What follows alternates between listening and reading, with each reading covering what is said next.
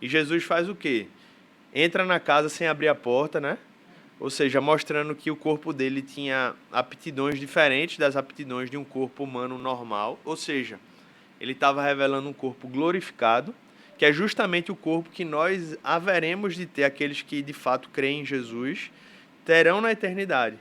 Então é só para você entender que a ressurreição de Jesus inaugurou aquilo que a gente chama da nova criação. Só que o problema era que a nova criação foi contida ali em Cristo. O mundo todo ainda estava e continua gemendo pela restauração plena. Mas eu preciso que você entenda isso porque é justamente após a ressurreição de Cristo que o mundo entrou em uma situação que ele nunca tinha enfrentado antes. Pode passar um slide aí, por favor. O que é que aconteceu? O que é a nossa realidade hoje? O banquete do reino está pronto para ser desfrutado. O que é que Jesus disse quando antes dele expirar e falecer na cruz do Calvário? O que é que ele falou? Está consumado. Ou seja, tudo que ele precisava fazer para redimir o mundo, ele fez ali. Certo? Mas o problema é que apesar da obra ter sido consumada, você diz assim: mas eu ainda estou vivendo num mundo pecaminoso, eu ainda luto contra os meus pecados, eu ainda vejo o mal. E é justamente esse o motivo. O banquete está pronto, mas ele está na antessala, preparando o momento de ser servido. Então é como se a gente estivesse hoje num momento da história em que a gente está... Você já participou de alguma festa, certamente, né? E é uma festa daquelas que normalmente tem todos aqueles protocolos. Primeiro é a entrada, depois é o banquete. E o que acontece é que, muitas vezes, quando a gente está numa festa e a entrada está sendo servida, muitas vezes o banquete está pronto. O banquete não deixou de ser servido, não é porque ele não está pronto, é porque existe um momento para cada coisa, né?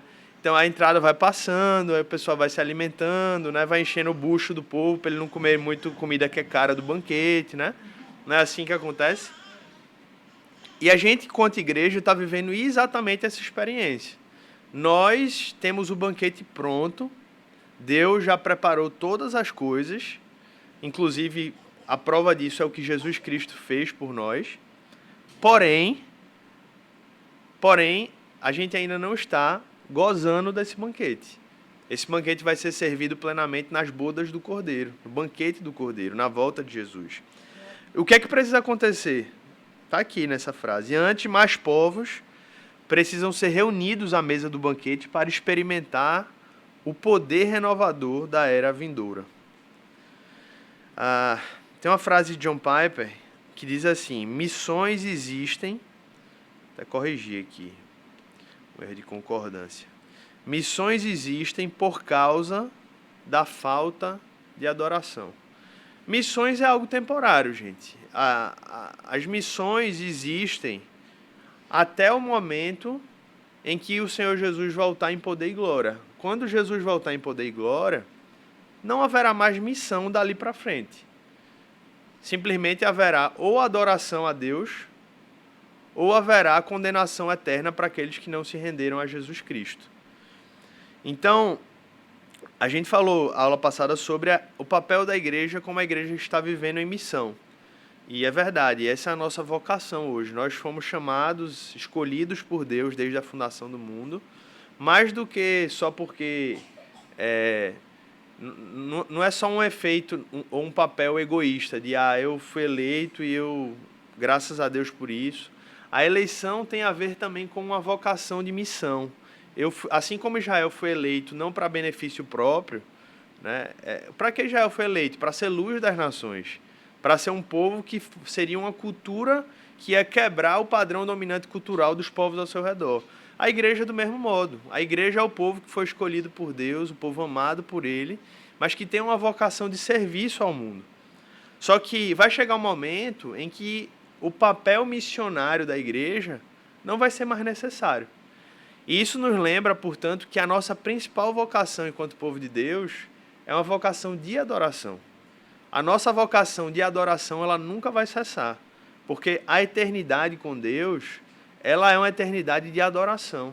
É uma eternidade na qual todas as coisas que a gente fizer, isso vai servir para adorar o nome de Deus. E aí eu vou só lançar uma pulga aqui atrás da orelha de vocês e vou explicar isso no final.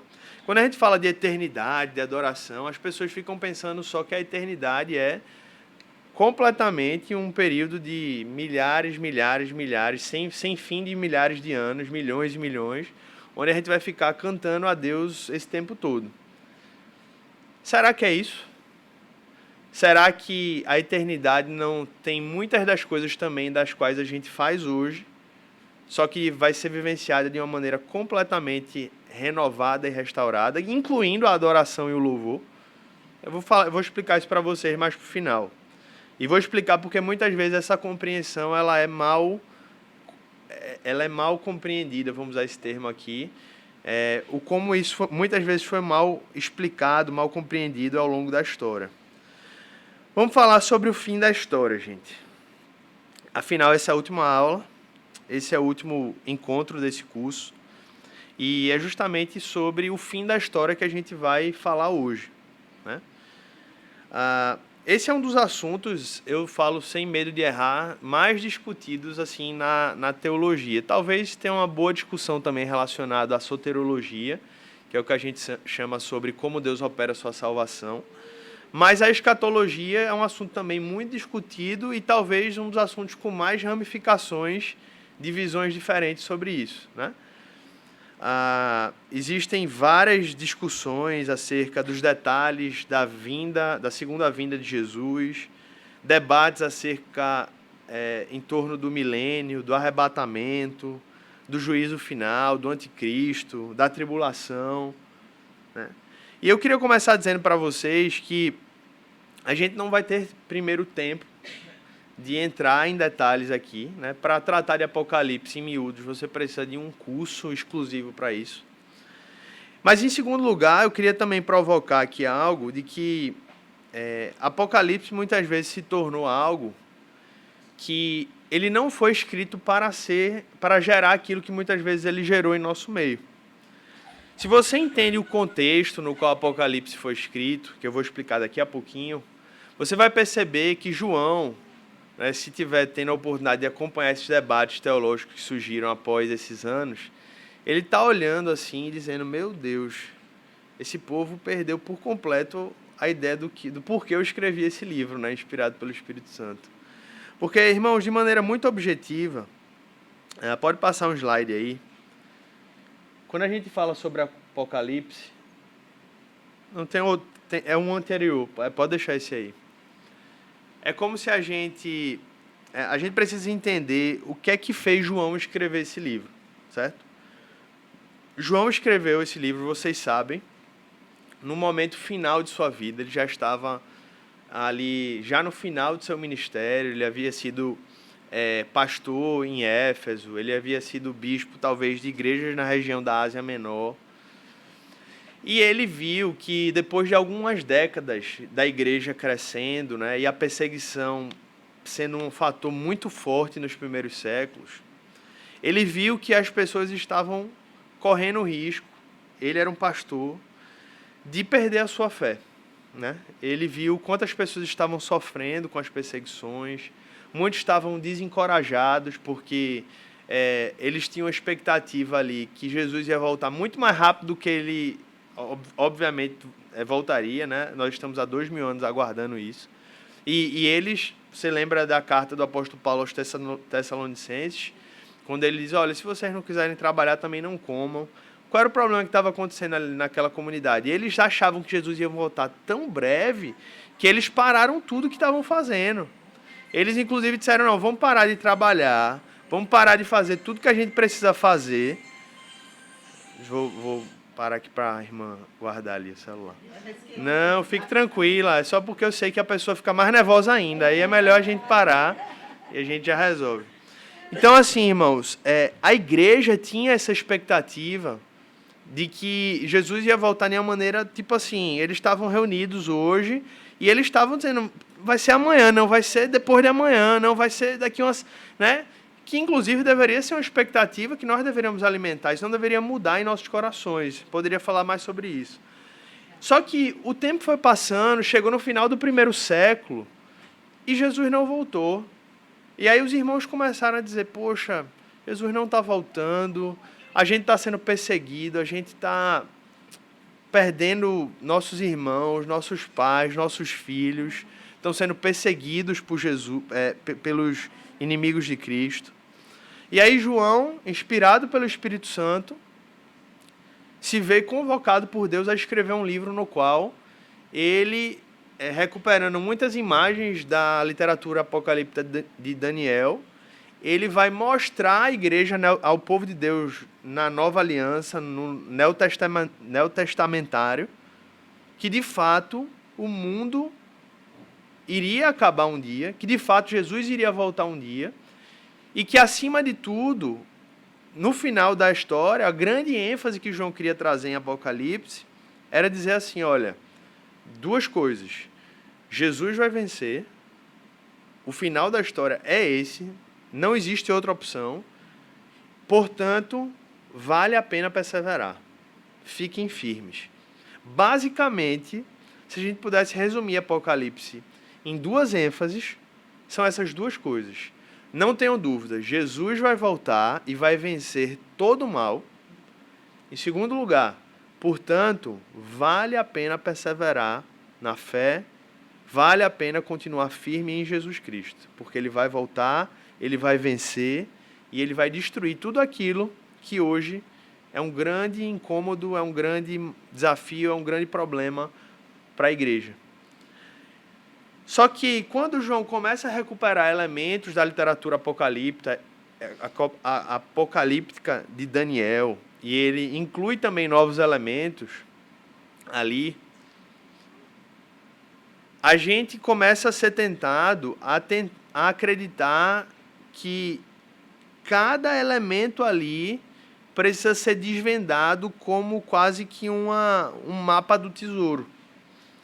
E a verdade é que Apocalipse não foi escrito nessa perspectiva que muitas vezes as pessoas que se dedicam a estudar Apocalipse hoje se dedicam.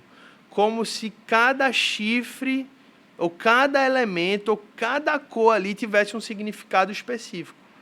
De maneira geral, os significados de Apocalipse eles são mais abrangentes do que tão particulares. Então, quando a gente fala dos 24 anciões, por exemplo, tem um significado muito claro ali. 12 tribos de Israel, 12 apóstolos, todo o povo de Deus, da antiga e da nova aliança, sendo representados diante da adoração de Deus ali, diante do trono de Deus. Então, isso é muito claro. Mas existem vários outros elementos que simbolizam algo sendo visto em conjunto. E isso é uma coisa que é importante a gente falar, porque justamente se a gente não tiver essa perspectiva e não entender o grande motivo macro pelo qual João escreveu o Apocalipse, a gente vai ser tentado a tratar Apocalipse como um jogo de busca de significado em várias das coisas que a proposta da própria literatura apocalíptica, porque é um tipo de literatura específica, não tem esse fim. Então, eu acho que isso é uma primeira coisa importante de falar.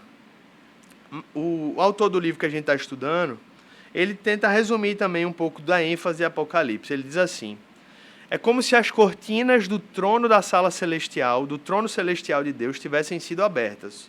Isso sobre Apocalipse. Isso permite finalmente ver a batalha espiritual que sempre moldou a nossa história mundial. Então, Apocalipse, além de trazer esses dois significados, né? Jesus vai voltar e Jesus vai vencer todo o mal, portanto, vale a pena perseverar. Apocalipse também revela, né, essas nuances que talvez passam desapercebidos para a gente. Né? O mundo está em guerra. Né? O mundo está em guerra, inclusive até o último momento, né, da volta de Cristo. Né? Tem escolas diferentes de interpretação, vou tentar resumir de maneira bem breve isso daqui a pouco, mas até o último momento, ali na batalha do Armagedon, tem guerra.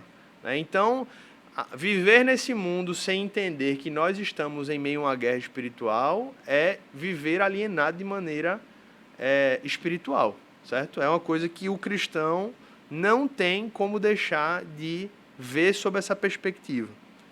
Deixa eu dar um breve panorama do livro de Apocalipse. E eu digo que é breve porque se a gente fosse também tentar fazer panoramas comparados aqui, a gente encontraria várias divisões desse livro. Eu vou até pedir uma ajuda, se alguém puder me ajudar, a pegar uma bolsa minha lá embaixo. Está lá na sala, pode pegar, Ricardo, eu agradeço. Está lá na sala da recepção, que tem uns livros que eu queria indicar, eu esqueci de trazer. Mas eu vou tentar resumir aqui. Visão do Cristo exaltado. Você lembra de Apocalipse, capítulo 1? Alguém já leu? Que você encontra ali Jesus sendo revelado, né? Aí você encontra fogo, você encontra uma roupa branca resplandecente ali. É uma imagem que serve para mostrar a glória do Jesus exaltado. Depois, se você nunca leu, leia essa passagem de Apocalipse, que é justamente para mostrar o que para a igreja? O que é que João queria promover na igreja? Encorajamento. Ele queria... Obrigado, meu irmão. Eu vou pegar logo aqui os livros, só para não esquecer. Ele queria... O que é que eles queriam? O que é que João queria? João queria encorajar uma igreja que estava cansada. João queria encorajar uma igreja que estava desanimada na fé. Ele queria trazer um ânimo e dizer, olha, perseverem. O Deus a quem vocês servem, o Cristo a quem vocês adoram está vivo, Ele está glorificado, Ele reina. Ele está só aguardando o tempo que só Deus Pai designou para voltar e resgatar o seu povo. Então, quando a gente abre Apocalipse capítulo 1 e a gente encontra a visão tão gloriosa de Cristo, é como se fosse a introdução magna do livro dizendo, olha, é esse Cristo a quem vocês estão servindo, né? Eu sei que vocês carregaram durante muito tempo a visão do Cristo ali crucificado, do servo sofredor, do cordeiro, mas vocês precisam agora enxergar esse Cristo também como leão, né? Como Cristo glorioso, né? Como dizem, né? Com aquela frase, né? A manjedoura está vazia, a cruz está vazia, mas o trono está ocupado.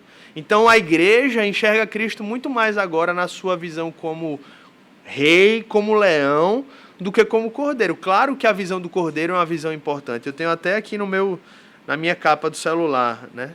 A visão do Cordeiro de Deus na minha capa, porque isso nos lembra a obra de Cristo em nosso favor, né? O quanto ele se doou, se fez sacrifício, serve em nosso lugar. Mas a grande ênfase é a ênfase do Cristo como Aslan, né, de Nárnia, né? Como leão que agora veio e agora reina, agora rege a história. E é isso que Apocalipse 1 traz. Apocalipse 2 e 3 é uma palavra pastoral que João traz no meio da sua carta. Você lembra que ele escreveu as 7 cartas à igreja da Ásia Menor, capítulos 2 e 3 do livro de Apocalipse. E ele trata pastoralmente ali aquelas pessoas no meio da carta de Apocalipse. Capítulo 4 é como se a gente visse as cortinas da glória de Deus sendo abertas, a gente vê como se fosse a visão de Deus acerca da história, a visão de Deus acerca do mundo sendo descortinada diante dos nossos olhos. Pode passar. No capítulo 5 a gente vê a primeira revelação ali dos 24 anciãos, dos 4 seres viventes, do livro com 7 selos. Jesus exaltado, abrindo os selos e conduzindo a história a seu propósito final. Eu vou passar aqui, gente, para poder caminhar, porque tem muita coisa para falar. Porque tem uma coisa aqui que normalmente é uma das coisas que geram mais dúvidas. Por conta do nosso tempo, eu vou tentar gastar um tempinho aqui, que eu sei que é uma das coisas que as pessoas perguntam. Vamos passar para as interpretações do milênio. Tem uma das coisas que quando a gente fala de Apocalipse, você já deve ter ouvido, né? Quando a gente fala de Apocalipse, alguém já ouviu essas palavras pré-milenista, amilenista, pós-milenista? Quem já ouviu? Só para eu identificar aqui um pouco do perfil, né? Deixa eu tentar explicar isso aqui para vocês. Apocalipse capítulo 20, se você tiver com sua Bíblia, você pode abrir aí.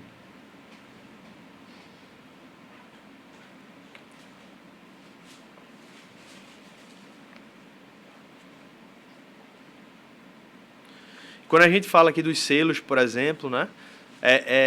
Isso aqui é a condução da história. Então, os selos sendo abertos são os acontecimentos históricos sendo desenrolados até que o fim da volta de Cristo aconteça.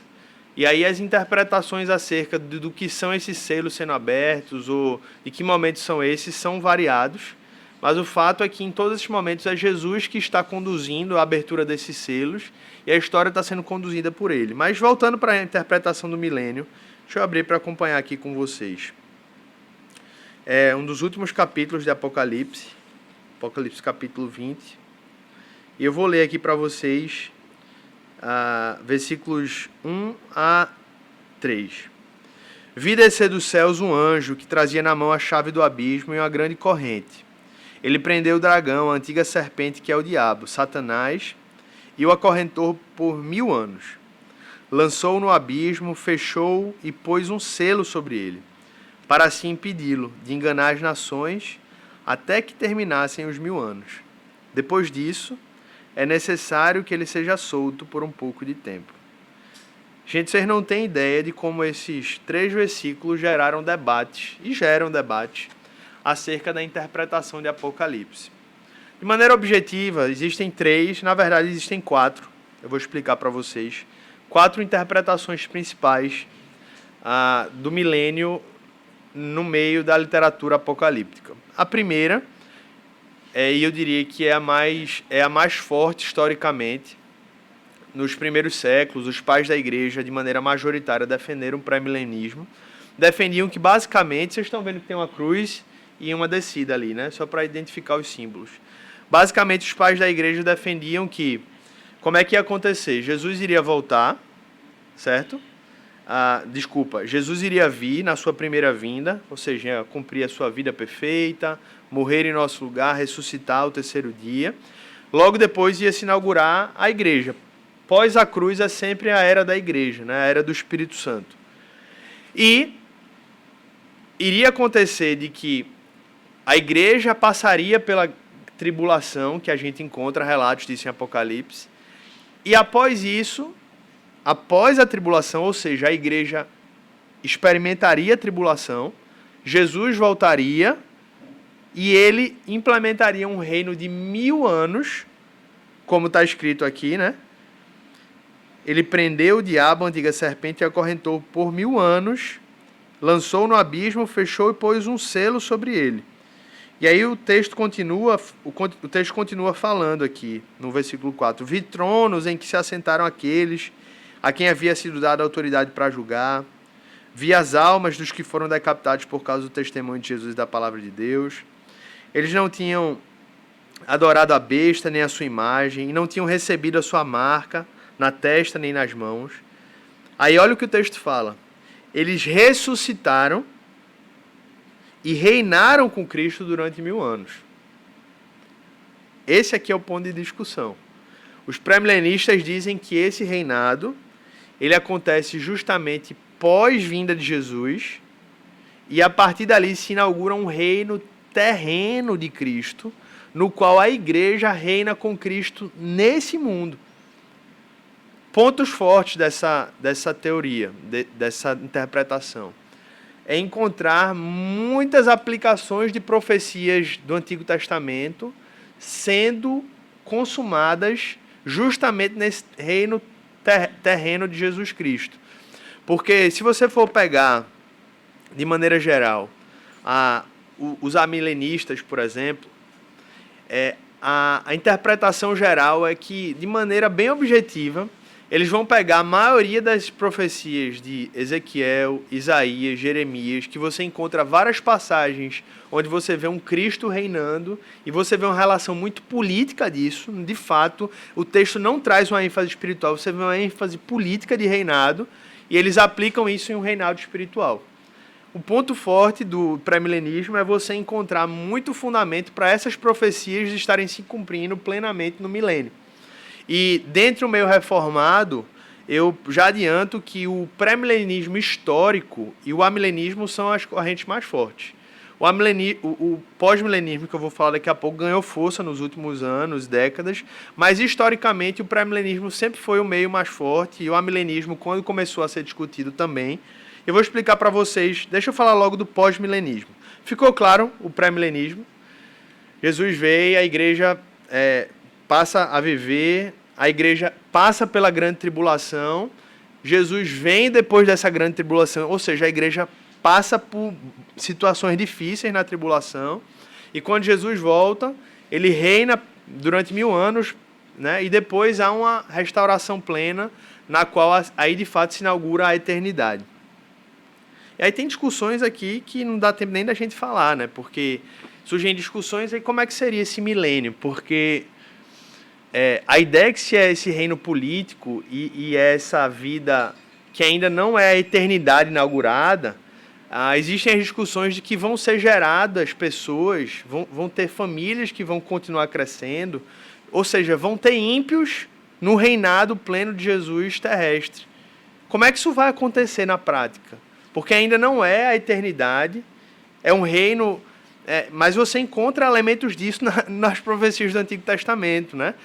Enfim, são coisas, por isso que não há um intérprete da Bíblia e dos melhores exegetas que não digam que Apocalipse é um dos livros é o livro mais difícil de se interpretar da Bíblia. João Calvino, inclusive, disse: eu não vou escrever comentários sobre o Apocalipse porque eu não me vejo capacitado para isso, para você ter ideia, né? Então, pós-milenismo.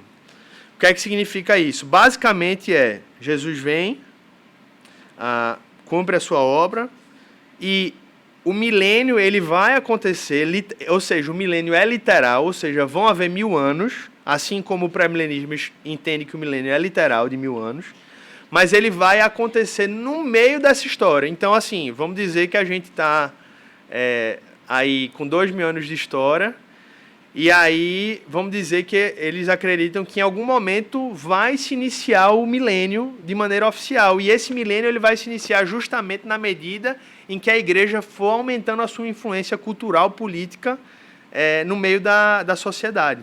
Então, é uma linha de interpretação que coloca muitas expectativas no avanço cultural e na influência política da igreja no meio da história. Que, particularmente, dentre essas três interpretações, é a interpretação que eu menos enxergo fundamento no livro de Apocalipse e nas outras literaturas apocalípticas. Mas é uma linha também. E o amilenismo é uma linha também que tem muitos adeptos, muita gente boa defende, na qual, basicamente, eles defendem que o milênio não é literal. Ou seja, o milênio é um período que não corresponde exatamente a 1000 anos, é um período, 1000 anos é usado de maneira simbólica aqui, para retratar o período no qual Cristo reinará.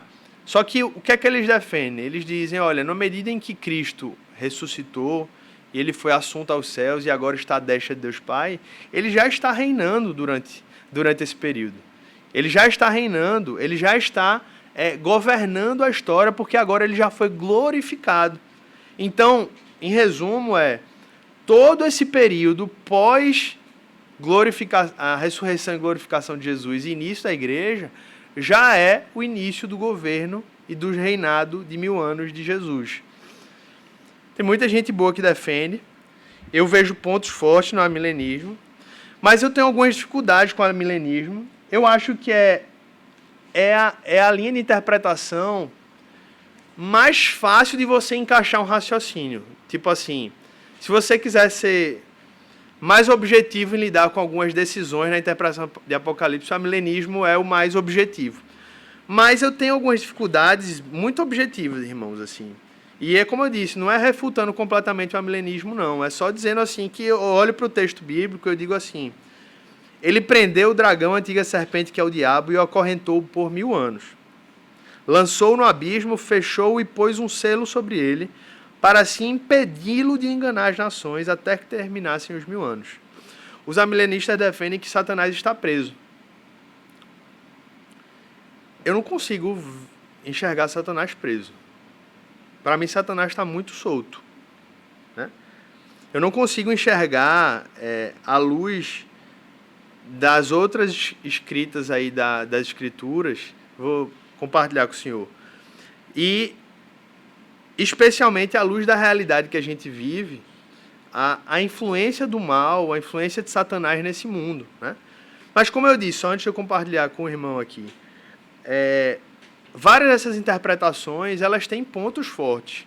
E a gente aqui, como traz interpretação de Apocalipse, uma das coisas que a gente traz com muita tranquilidade é trazer para que a igreja ela tenha... Esse nunca foi, Apocalipse. Soterologia é um assunto que já foi muito mais capaz de dividir a igreja, porque traz uma visão muito distinta de como lidar a soberania de Deus, enquanto que Apocalipse, pelo contrário, né?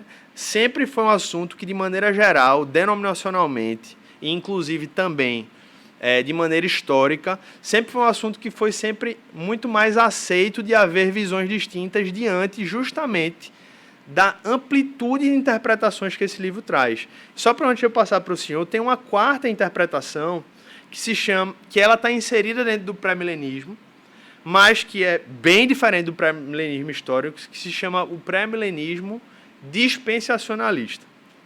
Talvez alguns aqui acreditem, né? Não sei, até porque durante muito tempo foi a interpretação que veio de... Quem já viu Deixados para Trás? Alguém já viu?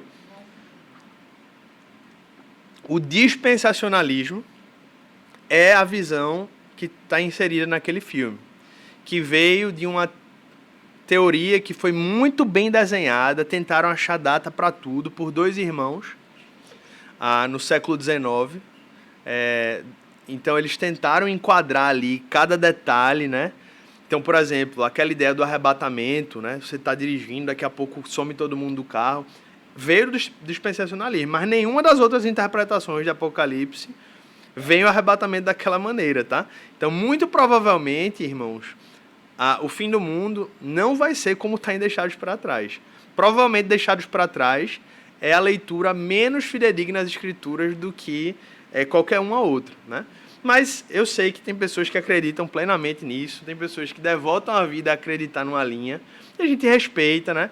A gente sabe que justamente essas visões aqui de interpretação, elas geram muita distinção. Vou compartilhar aqui com o irmão. Vai que ele é um dispensacionalista. É o período que estamos vivenciando ou a vivenciar aí? Porque, veja bem, pós-milenismo, eu perguntaria, né, também, após a primeira ressurreição, porque só quem tem direito à primeira ressurreição são os salvos em Cristo. Isso, né? Isso. Porque os demais não salvos estarão, como é que se diz, ressuscitarão também. Para condenação, né? Para condenação eterna, né? Isso. E vem na segunda ressurreição após 1000 anos. Isso. No reinado de Cristo. Aí, o período que estamos vivenciando do pré-milenismo, é esse o pré-milenismo? Então, pré-milenismo não é, na verdade, um período, é uma interpretação.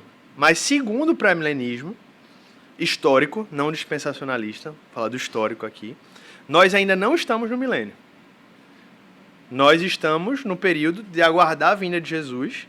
Jesus vai voltar em poder e glória, e ele vai arrebatar a igreja, e o arrebatamento vai ser no sentido da experiência ali de Cristo voltando, a igreja se unindo a Cristo, né? E ali o reino, mas depois a gente não vai para um outro lugar, a gente vai viver o reino político e cultural com Cristo nesse mundo. Então, várias das promessas, por exemplo, Atos 1:8, vocês devem lembrar, o Atos 1:6, eu acho que é aí.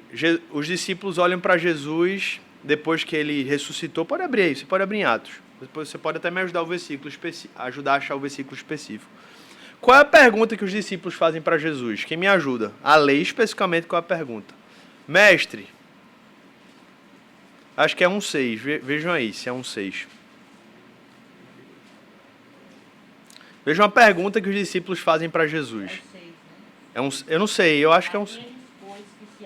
Não, é o momento que os discípulos fazem uma pergunta para Jesus. Vejam se vocês encontram aí.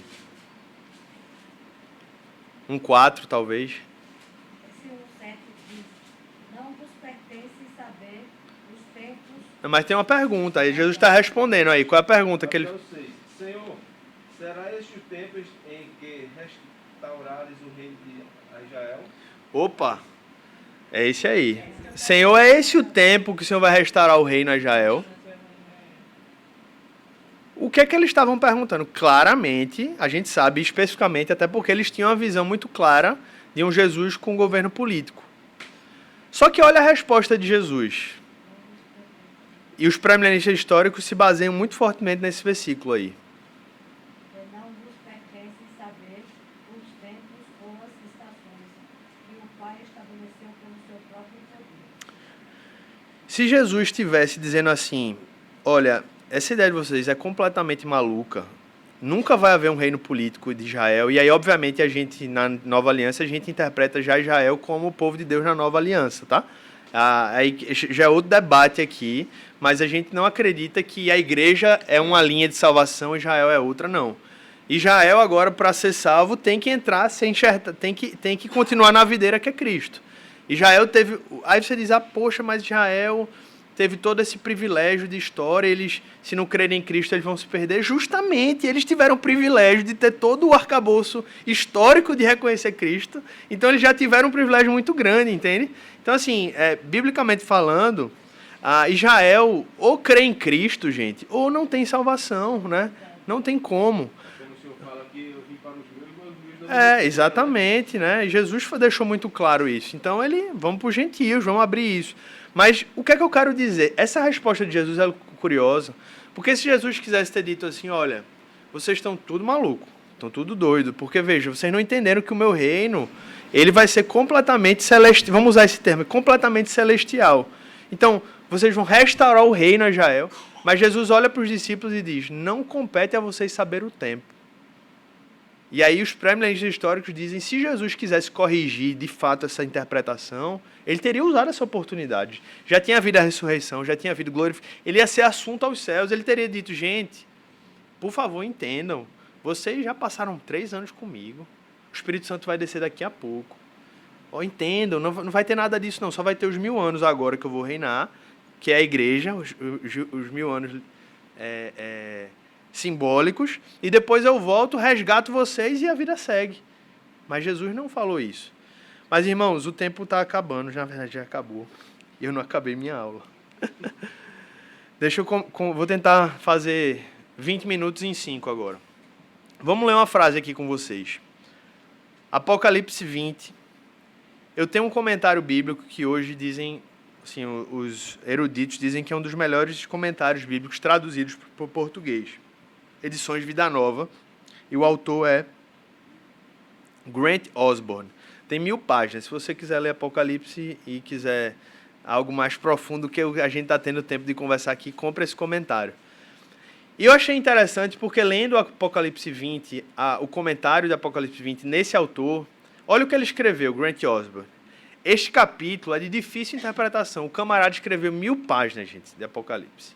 E ele ainda vem, tendo escrito 1000 páginas, ainda vem e diz, esse capítulo é de difícil interpretação. Quando você escreve 1000 páginas, você diz, não é possível, ele deve ter explicado tudo, né?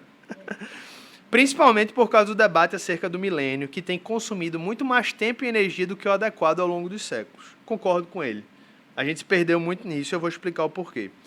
Visto que há apenas uma passagem nas Escrituras que ensinam de modo direto essa verdade, e como os argumentos das posições são quase igualmente válidos, não deveria existir o tipo de rigidez que frequentemente encontramos ligado a tal questão. Todavia, creio que os dados favorecem mais a posição pré-milenista histórico, tá? Não dispensacionalista, pois ela está mais de acordo com o fluxo natural do texto. Então, eu achei interessante porque ele trouxe 2 informações importantes. Esse é um dos comentários mais bem avaliados hoje, entre os eruditos. Primeiro, ele traz essa ênfase de dizer, olha, gente, é difícil, não é fácil. Então, se alguém chega e diz assim, Apocalipse é assim mesmo, e essa visão, se você pensa diferente, você está errado, desconfie. Desconfie. Você tem que ter... Se a gente tem que lidar com teologia com humildade, com Apocalipse ainda mais. Entendeu? Então, assim, se alguém chega, não, porque é assim, ó, tenho certeza, vai acontecer desse jeito, dessa maneira, né, o chifre tal é isso e aquilo, desconfie. Essa pessoa está colocando muita expectativa numa coisa e talvez o coração dela esteja precisando trabalhar algumas coisinhas aí, certo? Mas, se a gente pudesse resumir, né? Porque tem uma piada que contam que estavam o pré-milenista, o pós-milenista e o amilenista discutindo. Não, porque vai ser assim desse jeito, Jesus vai voltar dessa maneira, vai acontecer isso, a tribulação, a igreja vai passar. Não, a igreja não vai passar. Não, tem o pré-ira, ou mid, que a igreja vai ser arrebatada no meio da tribulação, nos 3 anos e meio. Então tem tudo interpretação. Aí eles disseram que quando eles estavam discutindo, Jesus voltou. Daqui a pouco eles começaram a subir. E aí, no meio que eles estavam subindo, um olhou para o outro e disse, tá vendo? Eu não disse que ia ser desse jeito?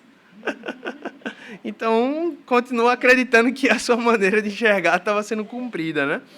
Mas, de maneira objetiva, gente, independentemente da corrente de interpretação de Apocalipse que você chegue, esses 5 pontos, eles estão sempre em qualquer visão de interpretação apocalíptica. Primeiro, em todas as interpretações bíblicas, Jesus volta, certo?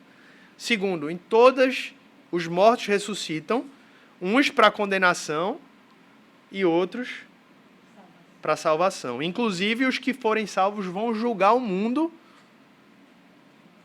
ou seja, vão julgar os que serão condenados. Terceiro lugar, Satanás vai ser julgado e condenado. Quarto lugar, Jesus vai julgar o mundo junto com a igreja, ou seja, a igreja vai julgar o mundo, aqueles que não serão salvos. Isso, inclusive, traz uma reflexão para a gente, né? Poxa, a gente vai julgar o mundo, gente. A gente deveria se ver com a responsabilidade, com a maturidade, né? Poxa, um dia eu vou julgar o mundo, né? Isso não trazer uma soberba, claro que não, mas um senso de responsabilidade, de maturidade. Né? Às vezes a gente se vê fazendo coisas tão... Meu Deus, como é que eu, cristão, fazendo isso? Eu deveria estar me preparando, né? Para esse momento que eu vou ter a responsabilidade delegada de Cristo de julgar o mundo. E, por fim, restauração da criação. Eu não vou ter tempo de falar, vou ter que falar menos do que eu gostaria, mas abre Apocalipse 21 aí.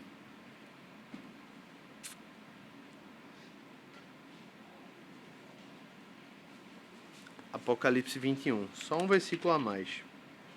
Vou ler só os primeiros versículos. Então vi novos céus e nova terra, pois o primeiro céu e a primeira terra tinham o quê? Passado. E o mar já não existia. Vi a cidade santa, a nova Jerusalém que descia dos céus, da parte de Deus, preparada como a noiva adornada para o seu marido. Gente, o que é que está acontecendo aqui? A nova Jerusalém, ela faz o quê? Ela está fazendo o quê? Descendo.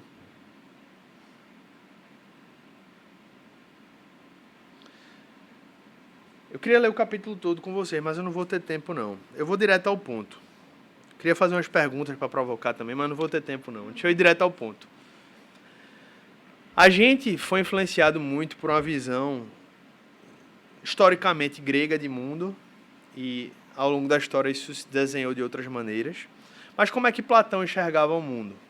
O mundo material e o mundo das ideias. O mundo material é corrompido, o mundo das ideias é o mundo bom, certo? Isso levou a gente, muitas vezes, a enxergar a realidade nessa mesma perspectiva. O que é terreno, microfone, não, isso aqui é pecado, né? Tá de algum modo manchado pelo pecado, tá no mundo, né? Não, mas o que tiver na eternidade... Isso levou a uma interpretação errada. De maneira objetiva, quando a gente lê Apocalipse 21, depois você lê com calma, pra você entender o que eu quero falar. Mas claramente a Bíblia nos traz uma visão de que a eternidade vai ser algo onde a gente vai ter muitas coisas, muitos elementos, muitas experiências semelhantes ao que nós temos hoje, obviamente com uma grande diferença. Não haverá pecado. Então as pessoas dizem, eu já ouvi um amigo meu falar, um amigo meu que é super workaholic, assim, super ativo, ele disse, rapaz, antes de eu ser crente, eu ficava pensando assim, acho que eu não vou querer ir para ter... Na verdade, antes de ser crente não, corrigindo, mesmo depois de convertido, ele ficava dizendo, acho que eu não quero ir para o céu não, porque vai ficar lá só de bata branca, louvando a Deus e tal. Obviamente tem que tratar uma coisa no coração dele ali também. Mas eu entendi o que ele quis dizer. É como se fosse assim, é como se a eternidade fosse somente a gente estar adorando a Deus 24 horas sem parar. E quando a gente olha para as expressões que a Bíblia usa, a Bíblia fala de um banquete que a gente vai ser recebido. Ou seja, a Bíblia dá elementos de que a gente vai ter momentos de comunhão uns com os outros. Que a gente vai fazer refeições juntos. Se a gente entende que o trabalho existia pré-queda, a gente tem elementos bíblicos suficientes para entender que vai existir trabalho na eternidade. Obviamente, não um trabalho como a gente conhece, que é maçante, que cresce as ervas daninhas, que tem retrabalho o tempo todo, mas no sentido da gente cooperar como uma cidade. A Bíblia fala que vai descer a Nova Jerusalém, ou seja, é uma cidade. E uma cidade, o que é que as pessoas fazem? Se relacionam, conversam, trabalham, brincam e, inclusive, adoram a Deus, porque elas vão viver na presença de Deus. Então, a adoração vai ser algo constante, eterno. Tudo que eu estou fazendo, eu estou fazendo na presença de Deus. Eu estou adorando a Deus, eu estou louvando a Deus. Eu estou falando com Deus, porque Ele vai estar face a face comigo. Então, onde é que eu quero chegar, irmãos? 2 frases eu vou ler para a gente concluir. Essa restauração da criação será abrangente. A frase que está aí no slide. Essa é uma frase do livro, tá? Essa restauração da criação será abrangente. Toda a vida humana, no contexto de toda a criação, será restaurada. Por vezes, nossa visão do futuro enfatizou unicamente a salvação do indivíduo, a parte de todo o contexto criacional e relacional em que vivemos nossa vida. No entanto, a visão de Apocalipse de toda a história da Bíblia nos leva a aguardar uma criação restaurada à sua completude. Então, de algum modo, meus irmãos, nós estamos caminhando de volta para o jardim também. Entende? E essa frase que eu vou concluir lendo explica muito bem o que eu estou querendo falar. Pare para pensar comigo. Se Deus precisasse aniquilar o mundo presente por completo, tipo assim, joga uma bomba atômica, nada do que eu fiz presta, Satanás teria conquistado grande vitória, pois assim ele teria tido êxito em corromper o presente mundo de forma tão devastadora que a única opção de Deus seria apagar a sua existência. Mas Satanás não conquistou esta vitória. Ele foi definitivamente derrotado. Em 1 Pedro, ou é 2 Pedro, me fugiu agora, mas tem uma parte que Pedro fala que o mundo vai ser regenerado pelo fogo. Vocês lembram dessa passagem? Depois vocês procuram lá. E quando você lê essa palavra no original, o texto claramente dá uma ideia, no original, a palavra que se usa no original, de que não é um novo em folha, mas é justamente uma restauração. Não é tipo assim, eu vou pegar esse microfone e vou transformar um microfone em um celular. Eu vou pegar um microfone que tá velhinho e tal, tá com um negócio aqui, e eu vou restaurar ele plenamente para ele ser o que ele era. Essa é a ideia do que vai ser a nova criação. É por isso que a Bíblia usa o termo, Apocalipse 21 e 22 usa essa palavra, novos céus e nova terra. Novos céus e nova terra. Então isso é muito importante, meus irmãos. E isso eu acredito que nos dá uma maneira renovada de enxergar a nossa vida. Porque às vezes a gente olha, vou trabalhar, eu queria ir para o céu logo e tal. Mas você precisa entender que você precisa encontrar satisfação em Deus, no que você faz hoje. É claro que não vai ser a satisfação plena como vai ser na eternidade, porque a gente ainda está em meio ao pecado. Mas você precisa entender que o Espírito Santo habita em você. E nesse sentido você pode buscar encontrar satisfação em Deus e saber que tudo que você fizer, o trabalho, a criação dos seus filhos, organizar a sua casa, etc., vamos ter experiências semelhantes a essa nos novos céus e nova terra. Claro que sem pecado. Então a bagunça não vai ser como é na nossa casa. O trabalho não vai ser tão desafiador às vezes como é hoje, né? Os relacionamentos não vão ter o pecado inserido, então a gente vai se relacionar de maneira plenamente perfeita. Eis que venho em breve, irmãos. Essas são as palavras do Senhor Jesus, Apocalipse 22, versículos 7 a 21.